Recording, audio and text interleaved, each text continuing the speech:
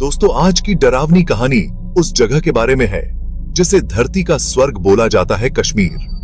जहां पे लोग अक्सर अपनी छुट्टियां बिताते हैं, वहां एक ऐसा काला साया घूमता है जो कि कई लोगों की जान ले चुका है।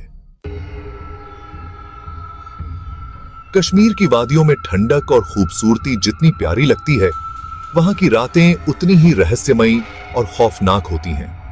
ये कहानी है दिल्ली से आए एक परिवार की, पति रवि, पत्नी सुमन और उनके 2 बच्चे सिया और आर्यन की। उन्होंने कश्मीर की खूबसूरती देखने का फैसला किया था और एक सुनसान इलाके में बने पुराने होटल में ठहर गए।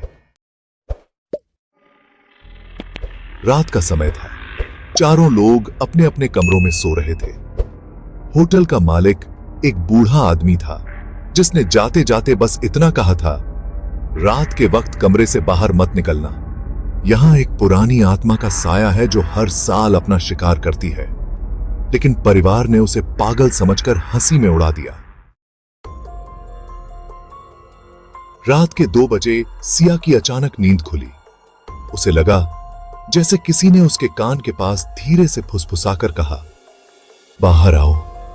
उसने अपनी आंखें मलते हुए देखा कि खिड़की के बाहर बर्फ पर एक काली परछाई खड़ी थी। वह धीमे धीमे हाथ हिला रही थी, जैसे उसे बुला रही हो। सिया का शरीर जड़ हो गया। डर के मारे उसने अपनी चीख को दबा लिया और अपने भाई आर्यन को जगाने लगी। आर्यन ने खिड़की से बाहर देखा तो उसने भी वही परछाई देखी जो अब और भी ज्यादा करीब आ चुकी थी।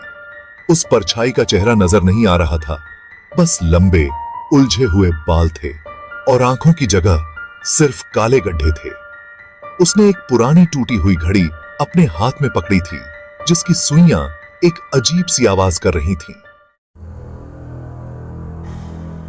डर से कांपते हुए दोनों भाई बहन अपने माता पिता के कमरे में भागे। वहां पहुंचने पर देखा कि उनके माता पिता बिस्तर पर बेजान पड़े थे। सुमन के चेहरे पर एक अजीब सी मुस्कान थी और उसकी आंखें खुली हुई थीं, मानो वो कुछ देख रही हो, लेकिन उसकी आंखों में एक भी हरकत नहीं थी। रवि के गले पर लाल निशान थे, जैसे किसी ने उसे जकड़ रखा हो। तभी कमरे की खिड़की जोर जोर से बजने लगी। सिया और आर्यन ने देखा कि वो काली परछाई अब कमरे के ठीक बाहर थी। उसके साथ कई दूसरी धुंधली आकृतियां थीं, जिनके हाथ पैर मुड़े तड़े थे, आंखें सफेद थीं और चेहरे पर भयानक मुस्कान थी। वे धीरे धीरे खिड़की से अंदर घुसने लगी। सिया ने मां को झकझोरते हुए उठाने की कोशिश की, पर उसकी मां की हालत अजीब हो चुकी थी। उसकी आंखें सफेद हो गई थीं। वो अचानक उठ बैठी। एक भयानक चीख के साथ उसका चेहरा बुरी तरह बिगड़ चुका था। उसकी आवाज इतनी डरावनी थी कि आर्यन और सिया दोनों ने चीखना शुरू कर दिया। ये आवाज डिस्टले थी। अब कमरे की हर दीवार पर खून के निशान उभरने लगे। अचानक कमरे का दरवाजा खुद खुला और वह काली परछाई अंदर दाखिल हुई। उसके कदमों से बर्फ की ठंडी हवा कमरे में फैलने लगी। उसने अपने लंबे बर्फ जैसे ठंडे हाथों से सिया की ओर इशारा किया।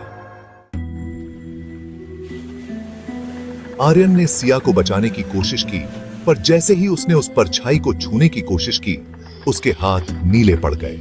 धीरे धीरे परछाई ने आर्यन और सिया दोनों को अपने अंधेरे में समेट लिया और दोनों बच्चों की चीखें होटल के गलियारों में गूंजती रहीं। ये की। सुबह होटल का मालिक वहां पहुंचा तो कमरे में कोई नहीं था। बस दीवारों पर खून के निशान थे और एक टूटी हुई घड़ी बिस्तर पर रखी थी, जिसकी सुइयां अब भी चलते चलते रुक चुकी थीं। कहा जाता है कि हर साल वो आत्मा अपने साथ एक परिवार को ले जाती है और ये सब खौफनाक सिलसिला यूं ही चलता रहता है। उस होटल में ठहरने वाले किसी भी परिवार का फिर कभी अता पता नहीं लगता।